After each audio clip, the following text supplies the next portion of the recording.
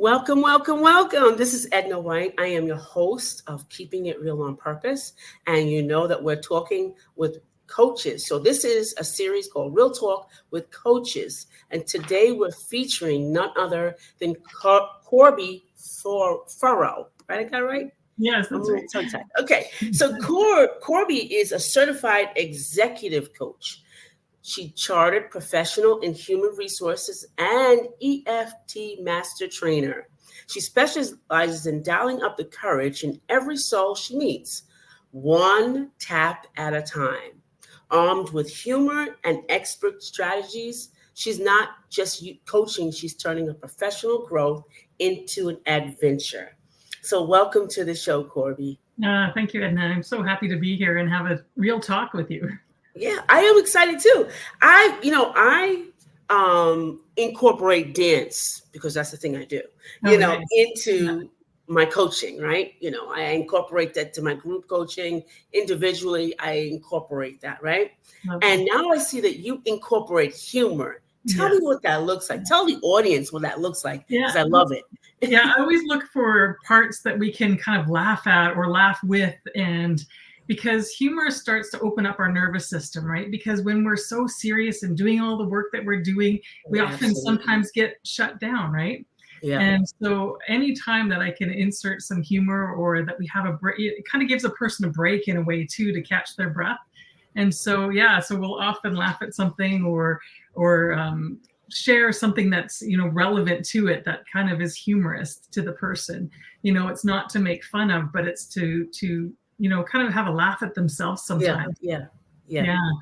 I love that. And I know humor, I always tell everyone, find a reason to laugh. Yes. I mean, even if it's something that's supposed to be serious, just laugh, let it out. Because as you said, we get too serious. Yes. And I find too, we get too serious and we forget even how to dance. Like we used to dance when we were young, right? We used to dance around. We had the natural rhythm. Somewhere along the line, we lost our rhythm. Be like, what happened to us? Exactly. What happened? What happened? I used to be on the dance floor doing no matter whatever it was. I was swinging in the air. But what happened? I can't even keep a beat now. Well, we stop, right? We stop, and dancing brings the smiling, which brings those good endorphins. And so when we can bring the humor, it does the same thing. And fluidity and movement help us go in any direction that we want to go into. Absolutely. So many people ask me, they know me personally. Why are you still smiling? And I said, and I don't even want to answer them. If I don't smile, I'll cry, because that's not even true, But I smile because it literally brings out the good juices and the endorphins, you can make your brain work, and then you can actually, okay, what is the answer? Or even if it takes your higher self to be above that, have faith, it actually gives you the adrenaline and to have that faith, to have the fortitude. Absolutely. Yeah. It actually opens up what we call our window of tolerance. And so that gives us greater capacity to hold and be with what is. And that's the beauty of it, and how simple is that? We forget it doesn't have to be these, big things. It's like a smile, a movement, a dance. Those give us that capacity again, help make us more resilient. Yeah, and it gives us courage. That smiling gives us some type of courage, man. I'll tell you. It gives us courage. It's not always, but today I was walking, right? Yeah. And so there's two gentlemen walking towards me, and they were young, and I'm walking by myself. So they opened up they were walking towards me. So they opened up the way for me to walk because I was exercising, and I smiled at them. Thank you for opening up the way for me. And they smiled at me and said, good morning. Like it was the best thing ever, but it's contagious. It's completely contagious. Yeah. And it makes for a better person. Absolutely. Yeah. And how simple is that? And that's that connection piece with people too. Right? Because that's what we're doing in the coaching world, is connecting. And when we have that connection, we create that safety, which allows us to grow. Yeah. Safety is so important when it comes to coaching. One. Yeah. Yeah. If you don't have that, nobody's going to grow. Yes. Safety is so important. I don't know if you've seen this, and I don't know if you coach coaches. Yes. Well, I've seen this sometime. They always want to get to the, the checkoffs, Yes. And I was like, I don't know that to be the checkoffs, area. I know that discovery sometimes for me can be a couple of times, because they're just have to open up in order to get to that real thing that's happening, Absolutely. and it takes a while sometimes, Mhm. and I know, some coaches, they just like, okay, let me check you off here. Let me get this going. We got to get to the, Yeah. Talk about creating that safe space for those in the audience who are considering, coaching, and want that, talk about that safe space. Yeah, like most people in their life, especially when you get to a coach, haven't been listened to the way a coach will listen Oh, to that's you. good. And just having somebody to hear you without bias, without interruption, without opinion is creating a safety that nobody has ever had. And so when we can create that space where somebody feels, okay, I feel, my heart opening to your heart, that I can have this space here that we can co-create in, Right. then it's like, okay, now things can drop off. We can start to see the layers. We can start to move into the things that are causing the upsets or the issues or the blocks that are in the way. But until you have that back and forth and that container built, there won't be any growth, because people will hold back, and you have to be literally vulnerable and lay it all out on the ground and know that, we're going to walk you through it. You're not alone, but you're doing the work, but we get to hold that space for you. And that's that safety piece. And that's why it is the only way we do work, and the only way people heal. And we don't really have to do anything other than hold that safe space. The rest is we're just there to guide and help move things along. Right. And that's really it. We're here to guide, because what I found out, therapy, well, of course, I as a childhood sexual abuse survivor, I went to therapy. Much different. Yeah. Much different than coaching. Okay. Absolutely. No, we're not going to have the answers for you. We could give you the answers. But it's not even the right answers, But it wouldn't be our answers. Exactly. We need to hear your answers. You have it. Yes. But one thing that it taught me, the more I, and I teach about talk therapy and talking it out, and you soon figure it out for yourself when you talk about it. Yeah. Yeah. I do. I add emotional freedom techniques into my practice. So that's tapping on meridians. And that's why it's one tap at a time is what I was saying. And that's because our emotions we can think it, but that part of us that's holding that stored emotion from the traumas, from the upsets, from whatever it is that are blocking in our body, we need some way to move that, whether it's movement, whether it's, meditation, tapping, breathing exercises. We need something more than just the thought to help us. Yes, absolutely. To it. Yeah, absolutely. Yeah. And that's very important, because the senses, it incorporates the senses. Like when you're creating what it is, a vision board, you just can't have it there. I'm telling you, it didn't work for me until I got into the car that I wanted. I got into the car that I wanted. Yeah. So it was like, then it made sense. Picture was great, but then it made sense. Yeah. Yeah. Talk about, the tapping and how important that tapping is. Yeah. Well, most of us, we all know what we should do. There's no doubt about it. You can talk to anybody, we can rationalize it, we can do whatever, but why aren't we doing the things, or what's stopping us, right? And so it's that gap in between there. So when we are ruminating on something in an old behavior that's happening, they're stuck energy. So by using the tapping, it starts to send the signals to the amygdala, because what we're feeling is real in that moment, even though it's not actually happening to us. And so by doing the tapping, it sends the signals to start calming the body to go like, right here, right now, I'm okay. Okay. So we start moving that energy around. So when we think of it again, then it's like, oh, it's not quite so upsetting. And then it's like, oh, now I can face it and I can move through it. And so I find it's a really good tool when we're really stuck. If our energy is moving and people are, I'm getting the imagery and I'm seeing the things and I can, see where I want to go. It's not as necessary, but when we're stuck, this is like a workhorse tool for me that really can get people moving and off that high center. Yeah. Yeah, that makes sense. I think it's all important, I think Yes. all the sensories are important. And, I was watching my grandson, because you made me think of it. And he has this thing with his shaking his leg, that leg always shaking. And it drives me nuts. It drives me nuts. How do you funnel something like that? How do you channel it? How do Yeah. you, how, can you tell us Well, how to for do that? him, like when they move the legs, they've got excess energy that they have to move. So our Right, bodies are always trying to help heal us. So for right. him, even though it's upsetting you, it's like it's his way of like, I'm Okay, dissipating. okay. He could tap on it and do different things. But with kids, they're so adept and so in tune to what their bodies need. It's us Gotcha. it's us as adults that go, that's not acceptable. Oh, Right. okay. But it's like, what if we're like, that's okay. His body's looking after what he needs. Gotcha. Yeah. I would have never known that. Yeah. Corby, I Yeah. would have never known that. Yeah. So his body is seeing about him, so I don't have to worry about it. No, exactly. See, and what This is so happens, good. usually what So happens good. is we suppress the children, right? Mm-hmm. Stop doing that. Sit still. What are you doing? Right. So Yeah, then yeah. they start becoming inauthentic. So their body, I can't trust what my body's doing. So Right. now it starts to back up. Now we start to get problems. That's good. Now we start to, create a story of our life around this, that I can't be who I am.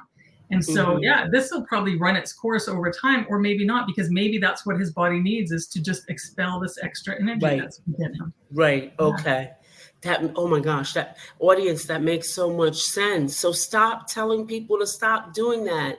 And I was like, I wouldn't tell them to stop. But I'd say, is everything okay? Because I didn't understand.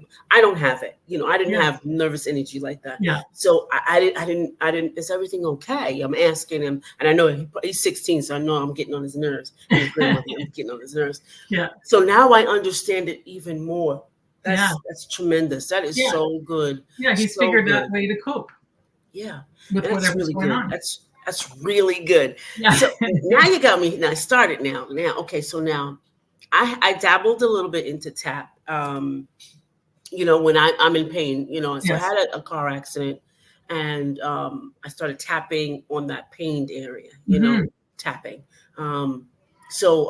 It bones and all that. So I learned to tap, and it literally, I'm not kidding you. No, I don't know why it worked, but then I started delving into what tapping is. So tapping is so important, even in draining, these areas down in here. I can't even believe it. The difference.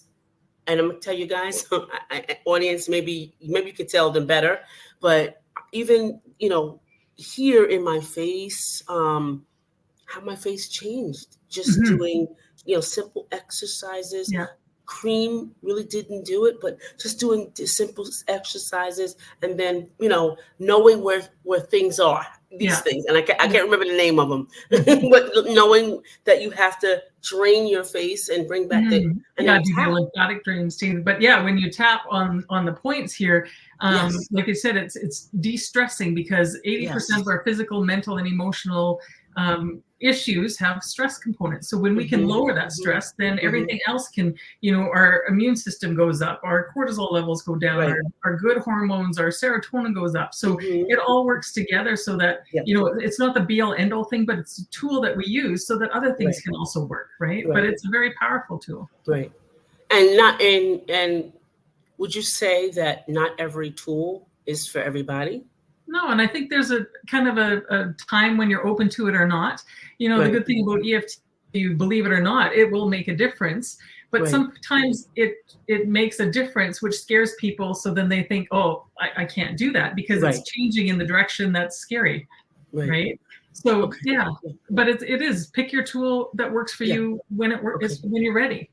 And what about if you I started yoga years ago, right? Yeah. And I was practicing for a while, and then I found no use for it. Does that happen, or is it because I am kind of a procrastinator of some sort? I don't know. Like say, maybe it was suited for the time, and it's not right for you right now. I think we come back to things over and over when we pick it up again. I know a lot of people I tapped years ago, and now I'm back at it. And now, they're feeling, because they've grown so much more, they're like, oh, now I really can get into it, and now it's a part of my life daily. That's true. I Yeah. know that's true about, I was in therapy, when I was younger, several years.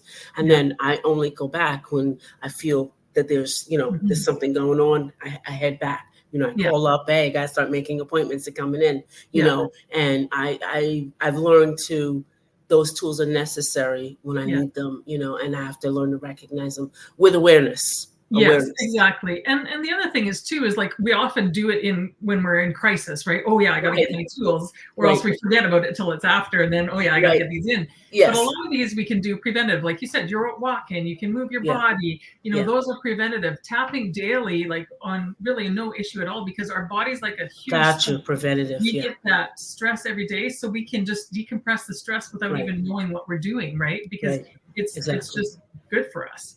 So Yeah. there's many ways to use things, and there's no right or wrong. It's just like what do we need in that moment? Yeah. Yeah. Yeah. So, we were talking pre-show just real quickly about we have so many similar things, which we Mhm. do. Yes. We have so many similar things together. Um, what is you an executive coach, right? Right. Tell us what that is. Yeah. Well, when I started out, like an executive coach, they look more to corporations, to leaders, to Gotcha. that kind of thing. And Right. so over time, I've integrated because I found EFT after I had lost a Right. job Right. Right. and started a career as a coach. I realized to me it felt like the coaching world was missing something, which was a lot of the emotional pieces and the moving of that energy. Right. And the EFT world was kind of missing a lot of the really sitting in the coaching world. So I found that they've Gotcha.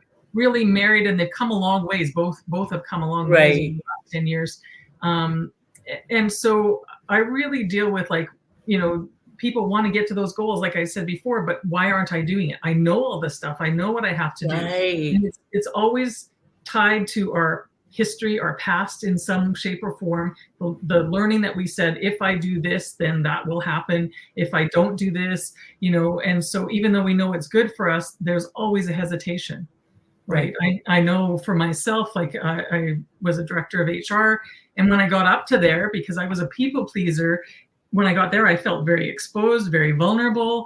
I didn't have the Mhm. tools I have today. And so I felt that I was scared to death, and I was struggling being at the top because I was Right. always used to helping other people. Even though I had people I still had to report to, it felt very exposed.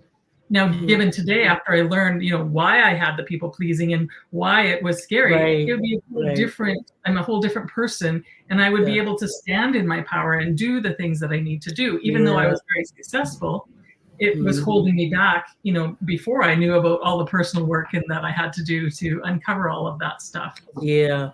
Yeah. You do have to. Yeah, it's Yeah. a lot of work. Yes, it And is. you talk about being empowered. Us as coaches, we do give out a lot. Talk to us about like what do we need to do to replenish ourselves, even though Mm, we know, we might specialize in one niche or another. yes. Talk about that. Yeah, well, and that's such an important thing because we can only take our clients as far as we've gone. Oh So if we're yeah. not willing to do the work or take care of ourselves, we'll find gaps in our coaching or our results at some point. And it's a continually learning thing for me too, because I was, I'm a recovering people pleaser. So it's like everybody else's needs were always before mine.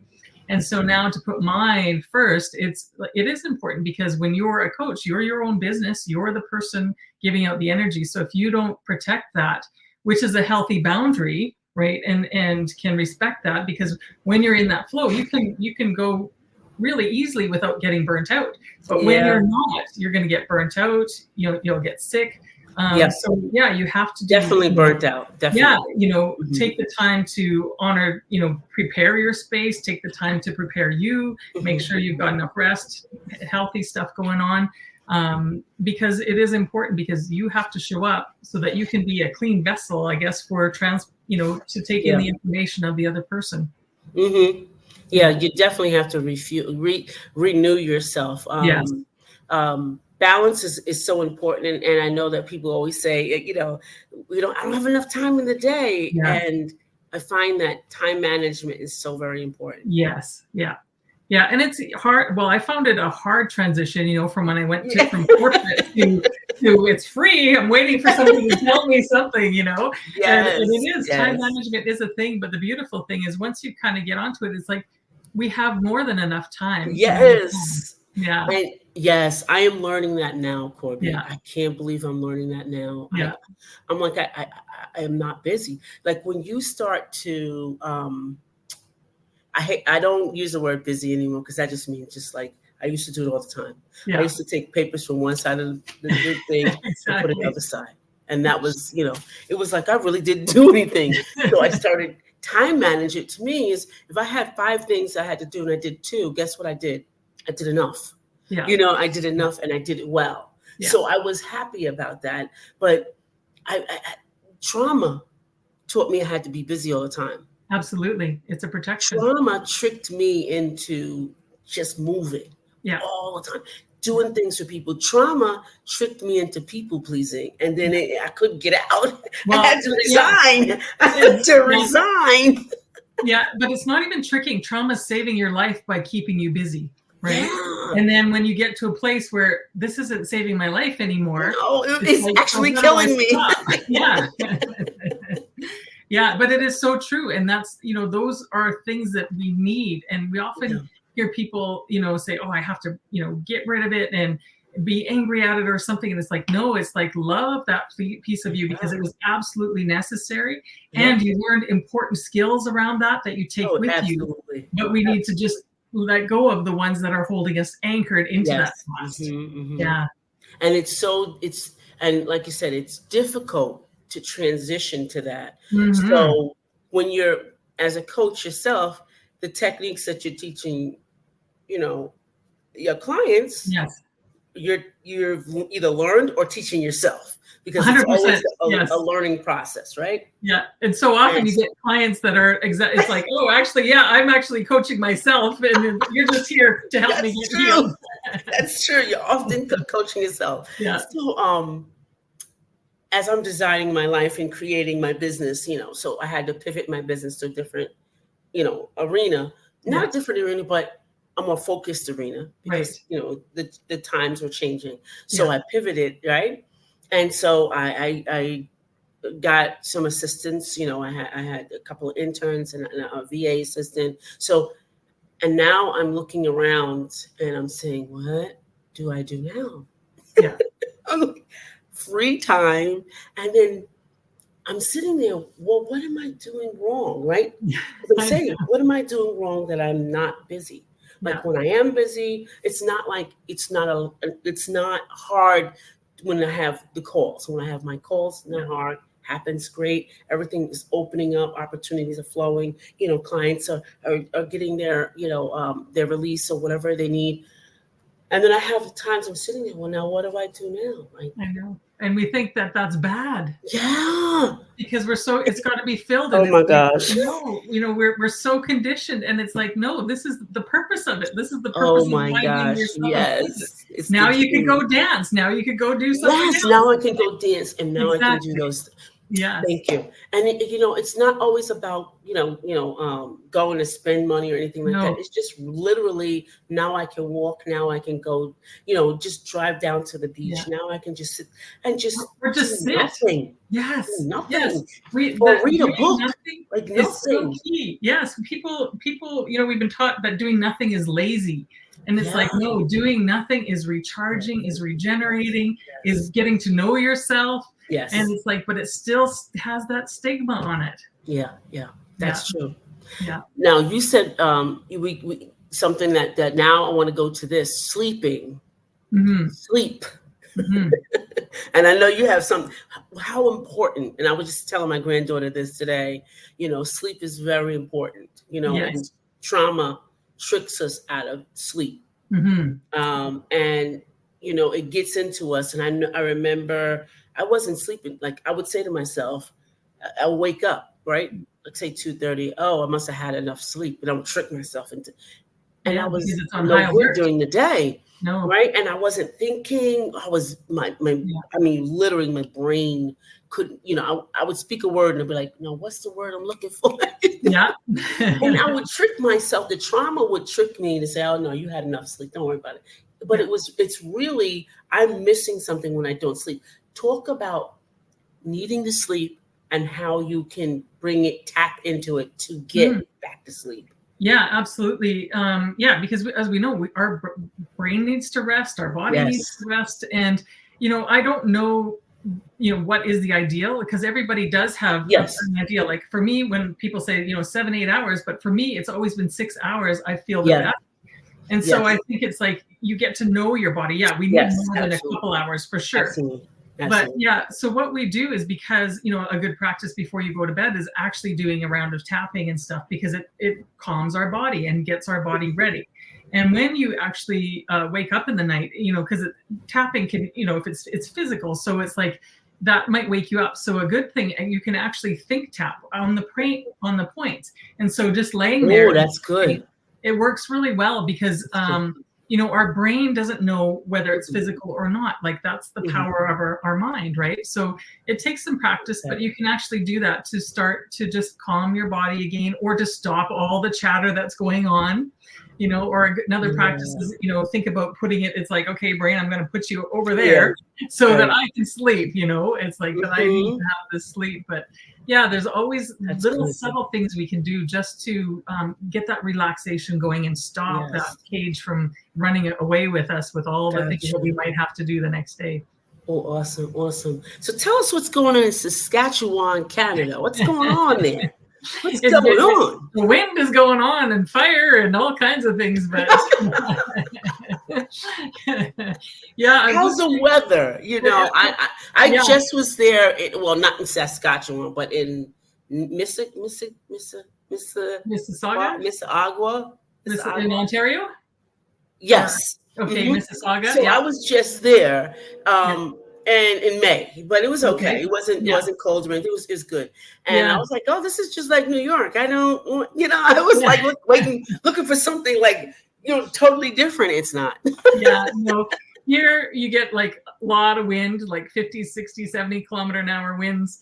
So whatever, it's a lot. And we've just been having a heat wave, 30 to 36, which is very hot for us. Really? Yeah. So it's up and down that way. So I'm getting used to it. I just moved from Alberta, which is similar weather, but not. Yeah. Quite. One of my co-teachers lives there. I taught with. They live in Alberta. Yeah. Okay. Cool. Yeah.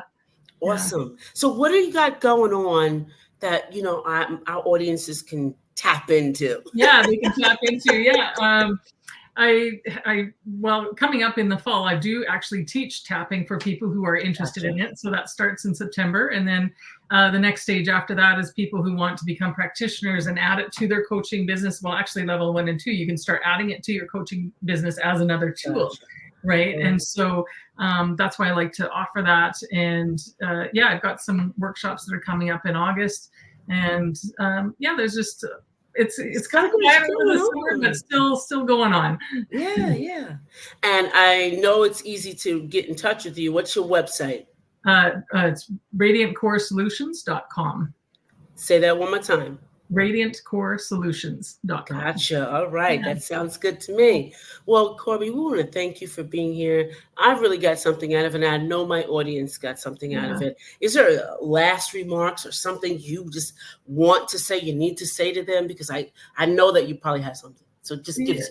I think, at the end of the day, when anybody's thinking about coaching or healing or growing, it's like you were always enough and you always are. And it's just finding that so that you believe it again. Yeah, that's beautiful. Well, audience, this has been really, really good. And I'm loving the idea of tapping. I'm loving it all. Putting it back in. I guess this is my reminder. Yeah, exactly. Put it back in. Put it back into the repertoire of tools for me to meditate and to make my life better. Yeah. Thank you so much, Corby Furrow, for being here. And this is your host, Edna White, and my esteemed guest. We're going to say goodbye for now. Bye. Bye.